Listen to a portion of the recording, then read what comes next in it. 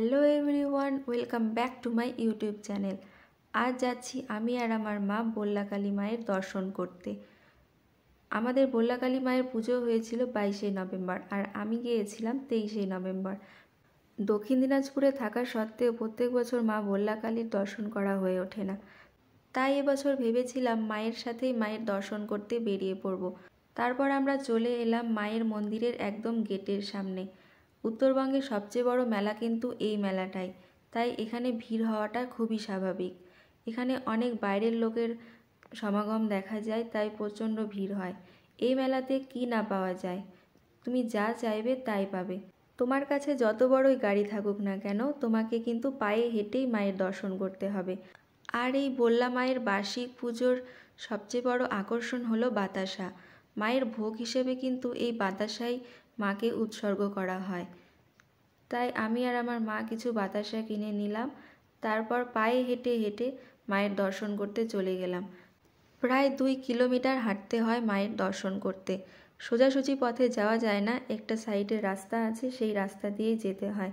তারপর আমরা চলে গেলাম একদম মায়ের মন্দিরের পেছন দিকটায়।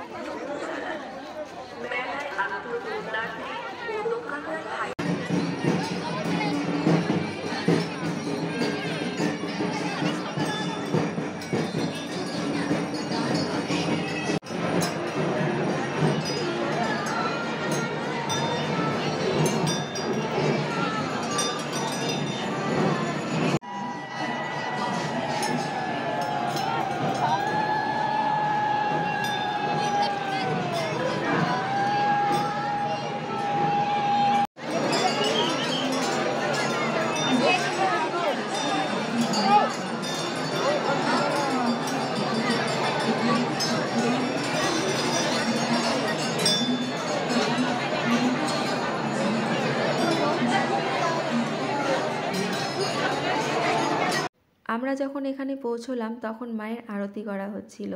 সেই আরতিটাই আমরা কিছুক্ষণ দাঁড়িয়ে দেখেছিলাম। আর সরাসরি মাকে দেখে, মায়ের আরতি দেখে, মায়ের পুজো দেখে মনের মধ্যে এতটা শান্তি লাগছিল যে শান্তিটা বলে বোঝানোর মতো না। আমাদের বল্লা মা মাত্র 3 দিনের জন্য আসে। এত সুন্দর করে সাজানোর পর 3 দিন পরে মাকে বিসর্জন দিয়ে দেওয়া হয়। এছাড়াও প্রত্যেক শুক্রবারে কিন্তু এখানে বড় করে মায়ের ভোগ দেওয়া হয়। আর মায়ের পুজো কিন্তু শুক্রবার ছাড়া হয় না। বার্ষিক যে পুজোটা সেটা শুক্রবারেই হয়। শুক্রবারে পুজো হওয়ার পরে শুক্র, শনি, রবি মা থাকেন, তারপরে সোমবারে মাকে বিসর্জন দিয়ে দেওয়া হয়। আর এটাই নিয়ম। আমরা ভাবি যে মা কেন আমাদের জন্য সারা বছর থাকেন না।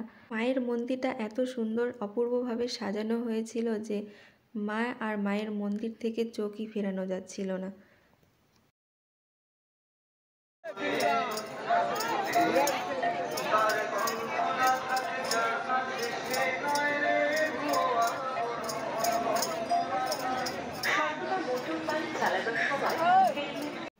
মন্দিরের থেকে অনেকটাই দূরে হেঁটে হেঁটে আস্তে আস্তে আমাদের প্রচণ্ড খিদে পেয়ে গিয়েছিল, তাই আমি আর আমার মা ভেবে নিলাম যে কিছু ফুচকা খেয়ে নিই। ফুচকা খেয়ে নিয়ে আমরা একটু মেলা দেখছিলাম, মেলায় কি কেনা যায়।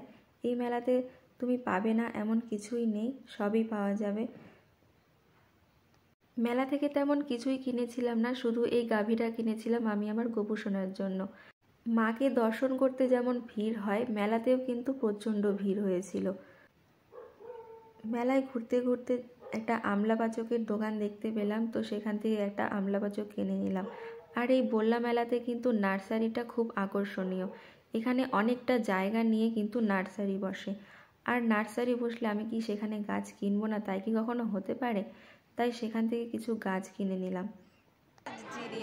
শীতের ফুল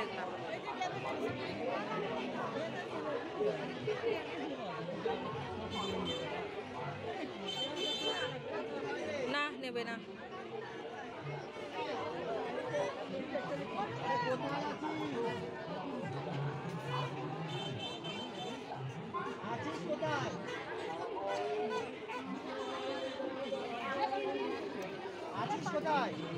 লাল গোলাপ কই?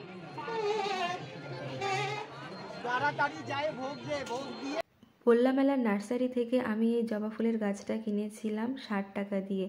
আর পরের দিন সকালে এত সুন্দর সুন্দর দুটো জবা ফুল ফুটেছে, দেখে এত সুন্দর লাগছিল। লাল গোলাপ খুঁজছিলাম কিন্তু লাল গোলাপ ঠিক পাচ্ছিলাম না, তো পরে এই গোলাপটা পেলাম। এই ব্লগটা এই পর্যন্তই ছিল। ব্লগটা ভালো লাগলে ব্লগে একটি লাইক করে দিও আর চ্যানেলটিকে সাবস্ক্রাইব করে দিও। জয় মা বল্লা।